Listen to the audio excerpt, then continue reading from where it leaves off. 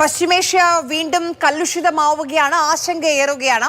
Saudi ആക്രമിക്കുമെന്ന ഹൂത്തികളുടെ ഭീഷണി പിന്നാലെ Yemen വ്യോമപാത അടച്ചു. അതിനിടെ ഇറാനെതിരെ വീണ്ടും ഭീഷണിയുമായി അമേരിക്കൻ പ്രസിഡന്റ് ഡൊണാൾഡ് ട്രംപും രംഗത്ത് വരികയാണ്. ഹോർമുസ് പിടിച്ചെടുക്കും എന്നുള്ളതാണ് ട്രംപിന്റെ ഭീഷണി.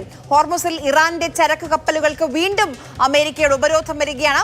സുരേഷ് വെള്ളിമുറ്റം വിവരങ്ങളുമായി നമുക്കൊപ്പം ചേരുന്നു. സുരേഷ്, ഒന്ന് അടങ്ങി ഒന്ന് ശാന്തമായി എന്ന് കരുതിയതാണ്. ഇപ്പോൾ പല ഭാഗങ്ങളിൽ നിന്ന് സംഘർഷത്തിന്റെ ആശങ്കയുടെ വാർത്തകളും വിവരങ്ങളുമാണ് വരുന്നത്.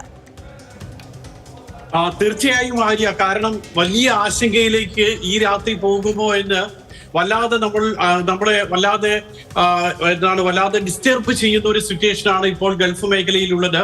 ഏറ്റവും പ്രധാനം, ഈ പല മേഖലകളിലായിട്ട് യമനിൽ സംഘർഷം നടക്കുന്നു, ഹോർമുസിൽ സംഘർഷം നടക്കുന്നു, ഗൾഫ് രാജ്യങ്ങളിൽ കുവൈറ്റിലും ബഹ്റൈനിലും ആക്രമണം ഉണ്ടാകുന്നു, തെക്കൻ ഇറാനിൽ അതിശക്തമായിട്ടുള്ള ആക്രമണം അമേരിക്കയുടെ ഭാഗത്തു നിന്നും ഉണ്ടാകുന്നു. ഇങ്ങനെ പശ്ചിമേഷ്യയിൽ പല ഭാഗങ്ങളിലായിട്ടാണ് ഇപ്പോൾ സംഘർഷാവസ്ഥ നിലനിൽക്കുന്നത്. ഏറ്റവും ഒടുവിലായിട്ട് ഇപ്പോൾ വന്നിട്ടുള്ളത് ഡൊണാൾഡ് ട്രംപിന്റെ വാക്കുകളാണ്. അതിൽ ട്രംപ് പ്രധാനമായും എടുത്തു പറയുന്നത്, ഒന്ന്, ഹോർമുസിന്റെ ഗാർഡിയനാണ് ഇനി അമേരിക്ക എന്ന് പറയുന്നുണ്ട്. അതായത് ഹോർമുസ് ഇനി പൂർണ്ണമായും അമേരിക്കയുടെ സംരക്ഷണത്തിലായിരിക്കും. ഇറാനിയൻ കപ്പലുകൾക്കും ടാങ്കറുകൾക്കുമുള്ള ഉപരോധം അമേരിക്ക പുനഃസ്ഥാപിക്കുകയാണ്.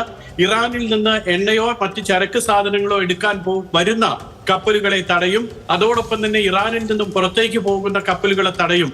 ഇതാണ് ഇപ്പോൾ അല്പം മുൻപ് ട്രൂത്തിലൂടെ ട്രംപ് വ്യക്തമാക്കുന്നത്. മറ്റൊന്ന്, ഹോർമോസ് കടലിടുക്കിൽ അമേരിക്കയും താരിഫ് ഏർപ്പെടുത്താൻ പോകുകയാണ്. 20% കപ്പലുകൾക്കുള്ള ചുങ്കം എന്ന് പറയുന്നത്.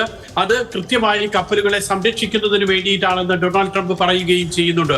ഇത്തരത്തിൽ ഡൊണാൾഡ് ട്രംപ് അല്ലെങ്കിൽ അമേരിക്ക, മാത്രമല്ല ഹോർമൂസിന്റെ പൂർണ്ണമായിട്ടുള്ള ചുമതല അമേരിക്കയ്ക്കാണെന്ന് ട്രംപ് പറയുന്നതോടുകൂടി ആ മേഖല ഇപ്പോൾ പൂർണ്ണമായും അമേരിക്കൻ നാവികസേനയുടെയൊക്കെ സംരക്ഷണത്തിലേക്ക് വരികയാണ്. കുറച്ച് മാസങ്ങൾക്ക് മുൻപ് അവിടെ എന്താണോ സാഹചര്യം ഉണ്ടായിരുന്നത്, ആ ഒരവസ്ഥയിലേക്ക് ഹോർമൂസ് മാറുമോ എന്നുള്ളതാണ് ആശങ്ക. മറ്റൊന്ന്, വലിയൊരു ആക്രമണം തെക്കൻ ഇറാനിൽ ഇപ്പോൾ അമേരിക്കയുടെ ഭാഗത്തു നിന്നും ഉണ്ടാകുന്നുണ്ട്. 2 പേർ മരിച്ചതായിട്ട് സ്ഥിരീകരിക്കുന്നുമുണ്ട്. 3 പേർക്ക് പരിക്കേൽക്കുകയും ചെയ്തു.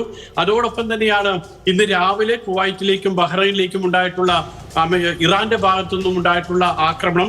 ഈ ട്രംപിന്റെ ഇപ്പോഴത്തെ വെല്ലുവിളിയും അതോടൊപ്പം തന്നെ തുടർന്നുണ്ടായിട്ടുള്ള ആക്രമണങ്ങളും ഒക്കെ വെച്ച് നോക്കുമ്പോൾ ഇറാൻ ഇനി അതിനൊരു തിരിച്ചടി ഉണ്ടാകുമോ നൽകുമോ എന്നുള്ളതാണ് ഇപ്പോൾ ഉയരുന്ന ആശങ്ക. ശരി, സുരേഷ് വെള്ളിമുറ്റമാണ് വിവരങ്ങൾ നൽകിയത്. അപ്പോൾ ഈ രാത്രി അത് ആശങ്കയുടേതാണ്. പല ഭാഗങ്ങളിൽ നിന്ന് ആശങ്കപ്പെടുത്തുന്ന വിവരങ്ങളാണ് വരുന്നത്. പ്രധാനമായും ഡൊണാൾഡ് ട്രംപ് ഹോർമുസ് പിടിച്ചെടുക്കുമെന്ന വലിയ ഭീഷണിയാണ് ഇപ്പോൾ മുന്നോട്ട് വെക്കുന്നത്. ഇറാന്റെ പ്രതികരണം ഇതുവരെ വന്നിട്ടില്ല. എന്തായിരിക്കും പ്രതികരണം എന്നുള്ളതാണ് ഇനി അറിയേണ്ടത്.